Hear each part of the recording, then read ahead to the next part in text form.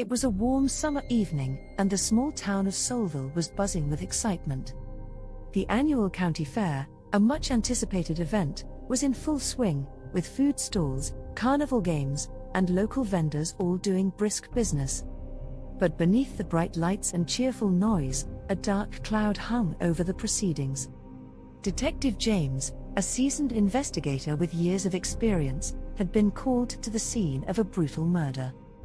A young woman, Sarah, a local vendor at the fair selling handmade jewelry, had been found dead in her house. The evidence pointed to a vicious attack, and Detective James was determined to bring the killer to justice. With the clock ticking, Detective James began to interview witnesses and gather evidence. He spoke with Sarah's co-workers, who reported seeing a mysterious figure lurking around her tent just before the murder took place. They described the figure as tall and wearing a dark hooded cloak.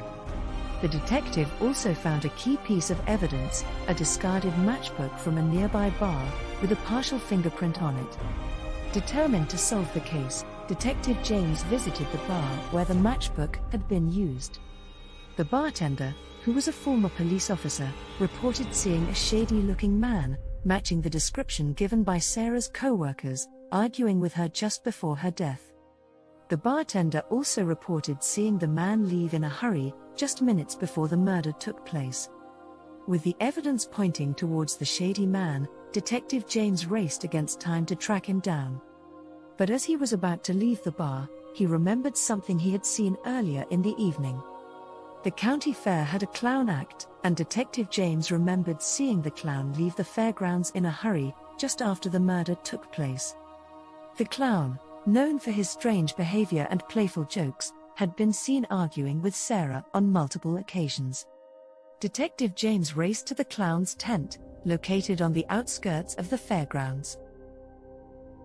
As he approached the tent, he heard sounds of shuffling and panic coming from inside. He burst inside just as the clown, his face covered in white paint, was packing his bags. The clown pulled out a knife, but Detective James was ready. In a tense standoff, Detective James managed to disarm the clown and bring him into custody. As the investigation unfolded, the mystery was solved. The clown, whose real name was John, was driven to madness by a broken heart. Sarah had been the love of his life, and he had been unable to get over her rejection. In a fit of rage, he killed her and tried to escape the town.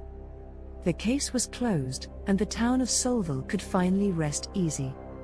But Detective James was left with a nagging feeling that there was still more to the story. He couldn't shake the feeling that there was more to John's madness, and more to the murder of the young woman at the county fair. And so, as Detective James walked away from the scene, the suspenseful story of the murder mystery came to a close, leaving a sense of unease and a promise of more to come.